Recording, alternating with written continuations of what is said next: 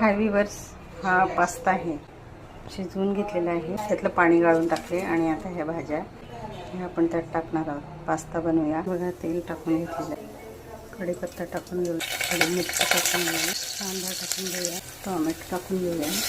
ह्या भाज्या टाकून घ्यायच्या. त्यात चवीपुरतं मीठ घालून घेऊया, थोडीशी हळद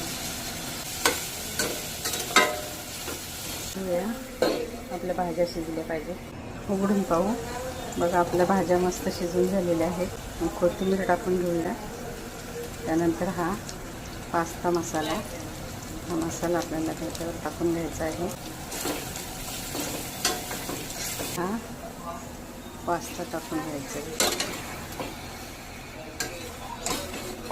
करून झालं आहे. आता आपण थोडा 5 मिनटं झाकण ठेवूया. बघा, आपला पास्ता मस्त तयार झाला आहे. बघा, झाला की नाही नाश्ता.